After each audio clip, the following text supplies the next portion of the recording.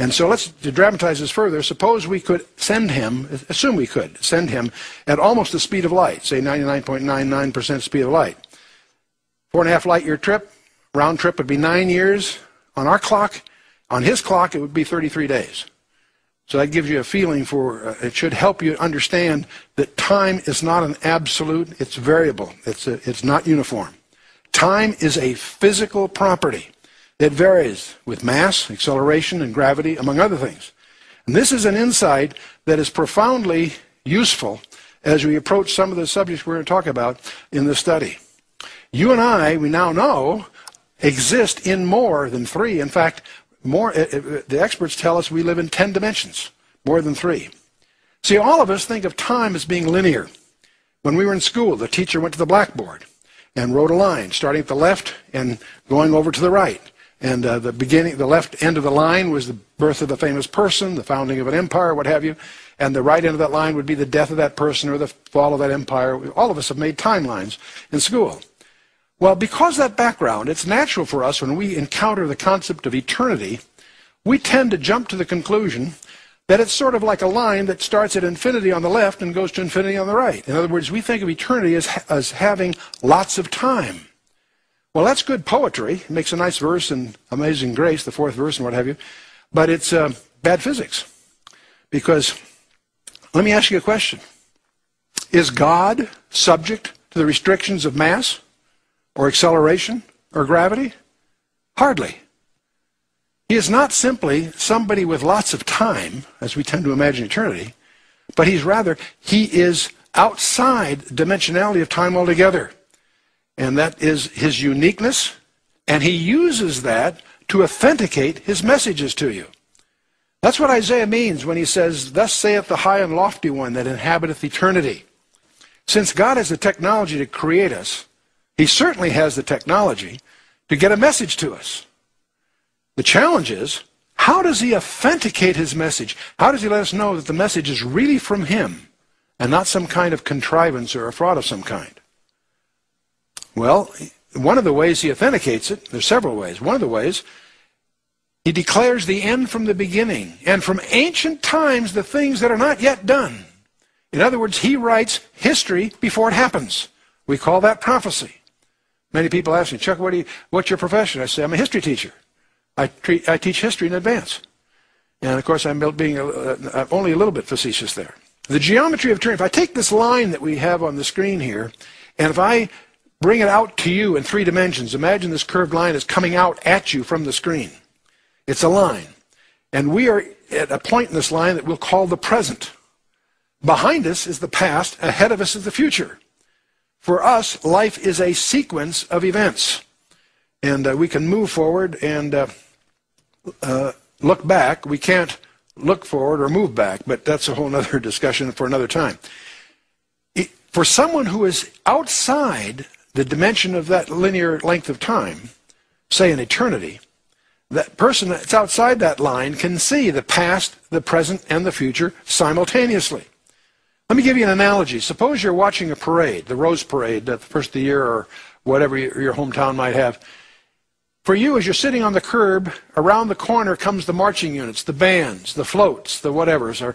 For you, the parade is a sequence. They come around the corner, they go by you, and they go around the next corner. So that's like life is. It's a sequence. But for someone who's not in the plane of that parade's existence, say in a helicopter above the parade, they can see the staging area where all the floats are getting prepared, ready to start. They can see the whole parade route, and they can also see the other end where they disband. They can see the beginning and the end simultaneously. A clumsy analogy, but it gets the idea across, I think.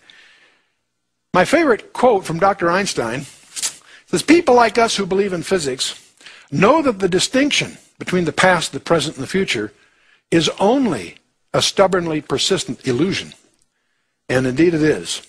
So the point I want to get across with all this is important for you to really understand that the nature of time, it's a physical dimension, and it varies with mass, acceleration, and gravity. There's a footnote I'd like to add here a little bit about some architecture. I'm obviously using a computer here that consists of microcircuits and a memory and all kinds of hardwire, wires and resistors and all kinds of electronic parts. And it also, inside the computer, is software. There's an operating system, There's all kinds of languages and messages going around and so forth. If you knew everything there is to know about every piece of hardware in this computer, could you predict its behavior? And the answer, of course not. It's simply an environment within which the software operates.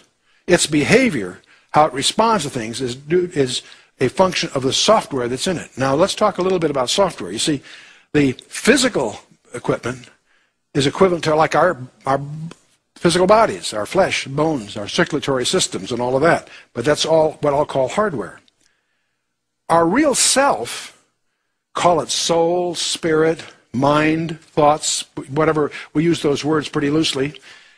As I look out at the audience here, my frustration is I can't really see you. It's not because the lights are so bright. I can't see you because I can only see the temporary residences that you're in.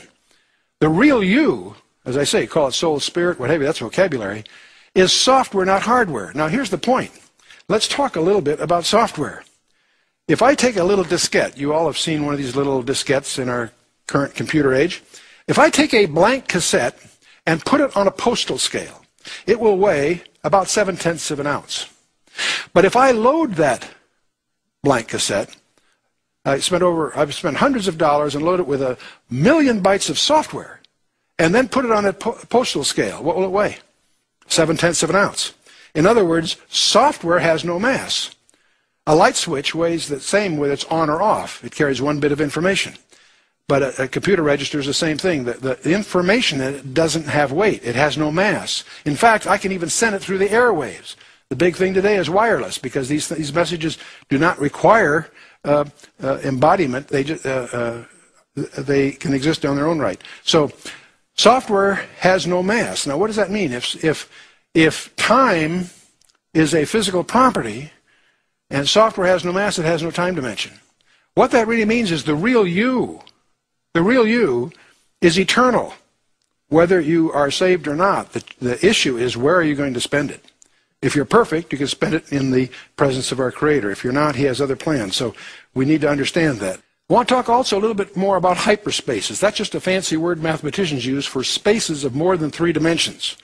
And most of us have been brought up in school with what we call Euclidean geometry. But one of the most important lectures in mathematics was given on June 10th of 1854 when George Riemann invented a thing called metric tensors. It took 60 years until Einstein could use that mathematics to develop his 4-dimensional space-time that underlies the theory of relativity.